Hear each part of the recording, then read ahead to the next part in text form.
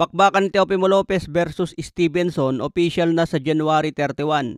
Dedepensahan ni Lopez ang kanyang WBO Junior Welterweight belt. Aakyat naman ng division si Stevenson sa 140 pounds. Marami agad ang nagsasabi mga boss na magiging lamang dito si Shakur Stevenson dahil mahina raw itong si Teofimo Lopez sa mga outboxer.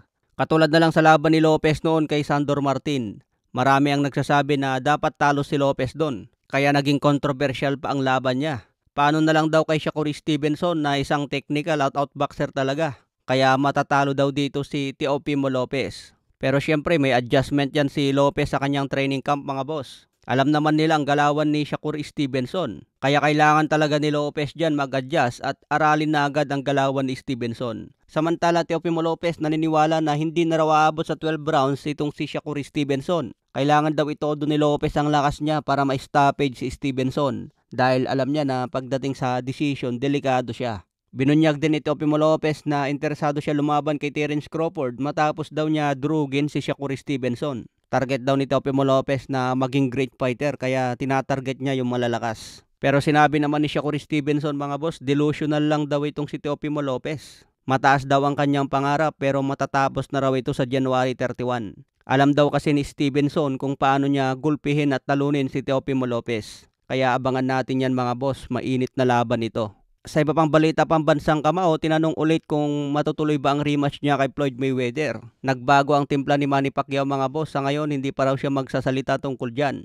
Mukhang nagbago na ang negosasyon ni Manny Pacquiao kay Floyd Mayweather mga boss, mukhang lumabo na naman. Pero abangan pa rin natin yan next year. Kasi 3 pangalan pa lang ang binabangkit na makalaban ni Manny Pacquiao. Rolando Romero, posibleng rematch kay Mayweather at posibleng exhibition fight kay Vasily Lomachenko. Pero pwede rin na ibang makakalaban ni Manny Pacquiao kung may iba pang ino-offer. Sa ngayon, nagte-training pa rin si Manny Pacquiao para handa agad sa January kung matuloy ang laban niya. Sa iba pang balita, Alexandre Usyk sinabi na gusto ulit maging undisputed champion sa heavyweight. Sinasabi raw na hindi na siya undisputed dahil nawawala na yung mga belt niya. Pero sinabi ni Usyk sa WBC convention na temporary lang na hindi pa siya undisputed. Pero kung muling lalaban daw ito sa mga champion at kung sino na ang may hawak sa mga titulo, iipunin daw niya ulit ang belt. Kaya abangan natin ang muling pagbabalik ni Alexandre Usyk mga boss. Sinabi rin niya na interesado lumaban kay Deontay Wilder.